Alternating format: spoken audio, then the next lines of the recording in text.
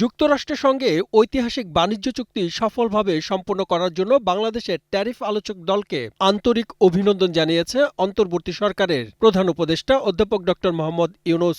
এটি বাংলাদেশের জন্য একটি গুরুত্বপূর্ণ কূটনৈতিক বিজয় বলে উল্লেখ করেন তিনি। শুক্রবার প্রধান উপদেষ্টার প্রেস সচিব শফিকুল আলম তার ভেরিফাইড ফেসবুক পেজে এক পোস্টে প্রধান উপদেষ্টার এই তাৎক্ষণিক প্রতিক্রিয়া জানান। এ সময় ফেসবুক পোস্টে জানানো হয়, শুল্ক হার 20% নামিয়ে আনতে পারা, যা প্রত্যাশিত হারের চেয়ে 17 পয়েন্ট কম।